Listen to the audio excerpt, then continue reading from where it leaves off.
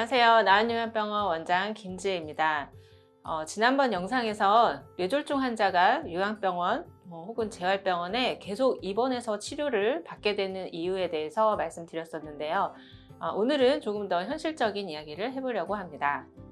뇌졸중을 진단받고 6개월 이내에 매우 중요한 시기입니다. 건강보험도 이 발병 시기에 따라서 치료가 정해져 있으니까 이 시기가 그냥 지나치지 않도록 정보를 잘 알고 있어야 합니다. 재활치료는 의료보험이 됩니다. 우리나라는 재활치료에 대해서 이렇게 보험으로 다 정해져 있는데 세부 기준이 다 있습니다. 일단 대상자는 모든 환자가 다 재활치료가 되는 것은 아니에요. 그래서 이제 특별히 뇌손상, 즉 뇌경색, 뇌출혈 이런 환자들이 대표적이고 외상성 뇌손상이라든지 뇌종양, 척추종양, 뇌수술 환자, 뇌성마비, 파킨슨 이런 질환들이 재활치료 대상자들입니다. 반면에 대상이 안 되시는 분들은 이런 진단이 없는 모든 환자들이에요. 그러니까 예를 들면 치매, 골절 아닌 다른 내과적인 여러 가지 질환들, 그러니까 폐렴이라든지 간경화, 또 이제 종양 중에서도 뇌종양, 척추종양 이런 중추신경계 종양이 아닌 유방암, 대장암, 폐암 이런 것들은 각종 이런 암 환자분들은 마비가 있고 못 걸어도 재활치료 대상자가 아닙니다. 네, 치료의 골든타임을 진단 후 6개월 이내로 생각을 하고 있는데요. 손상된 뇌가 시간이 좀 지나고 적절한 자극을 주면 스스로 복구하려고 하는 성질이 있습니다. 이것을 뇌의 가소성이라고 이야기를 합니다. 이러한 복구 기능이 진단 후 3개월까지 가장 활발하게 일어나다가 한 6개월까지는 회복되는 길을 만듭니다.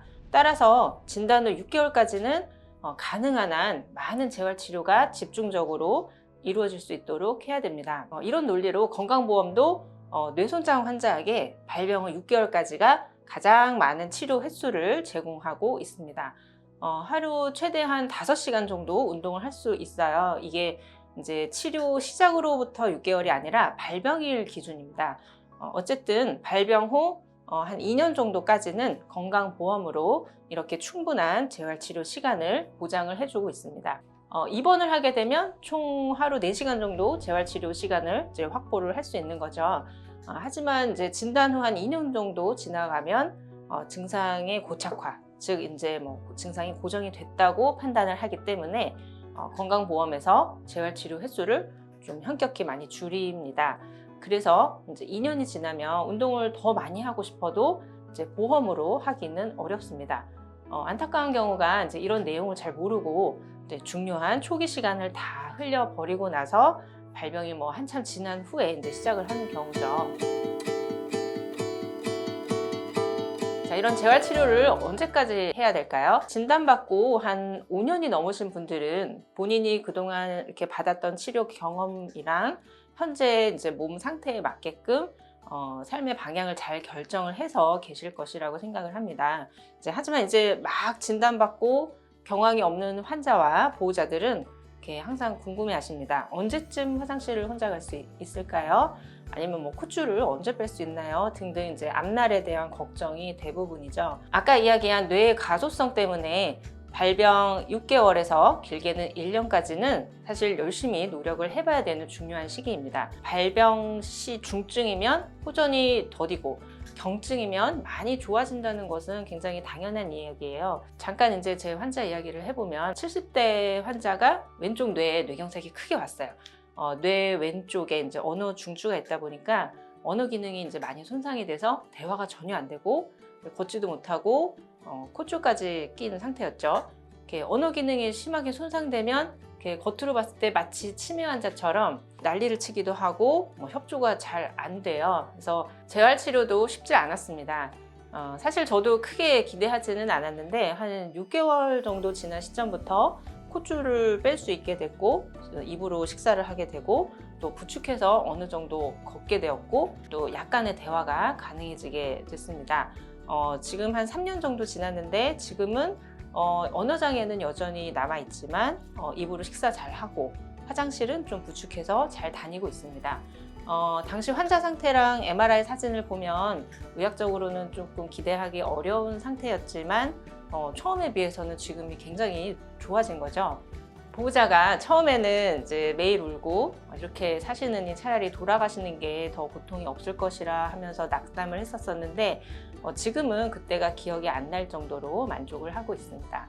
결국 처음에는 아무 생각하지 말고 1년간은 재활치료에 매진을 하셨으면 좋겠습니다. 뭐 언제 이거 할 수 있어요? 언제 좋아져요? 이런 질문 대신에 환자가 어떻게 재활치료에 좀 더 집중할 수 있을지를 고민하는 것이 나중에 후회가 없을 것이라고 생각을 합니다. 이렇게 다 같이 열심히 치료를 해놓고 한 2, 3년 지나서 후유증이 남을 수 있어요. 그때는 약간 받아들이는 것도 좀 필요하고 또 그 상황에 맞는 여러 가지 방법들이 또 있습니다. 그래서 처음부터 너무 절망하지 마시고 또 좋은 병원을 찾으셔서 열심히 재활을 해 나가시면 좋겠습니다. 한 달 재활 치료할 때 드는 비용에 대해서 간단히 말씀을 드리면 뇌졸중 환자처럼 재활치료를 건강보험으로 하는 경우에는 재활치료 종류가 이렇게 여러 가지가 있는데 건강보험 금액이 다 정해져 있습니다. 뭐 작업치료, 보행치료, 뭐 전기자극치료, 뭐 연화장애치료 이런 여러 가지 항목의 치료를 하루에 뭐 한 번을 하느냐 두 번을 하느냐에 따라서 금액이 결정이 됩니다.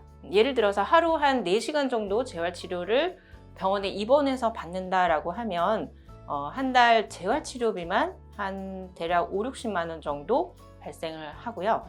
병원비까지 여기 합쳐지면 한 달에 한 120만 원에서 140만 원 정도의 비용이 발생합니다. 이것은 건강보험에 의해서 정해진 금액이기 때문에 대부분의 병원이 비슷합니다. 어쨌든 재활치료 항목이 많을수록 비용이 상승을 합니다. 치매 환자나 허리골절 환자인데 못 걸어요. 뭐 재활 방법이 없나요? 하고 문의를 주시는 경우가 있는데요.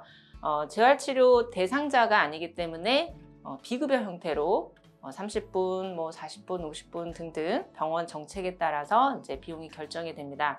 아무래도 이제 국가 보조가 아니라 비급여다 보니까 병원비 이외의 비용이 발생을 하죠. 그래서 제일 중요한 게 보호자의 경제적 여건이고요.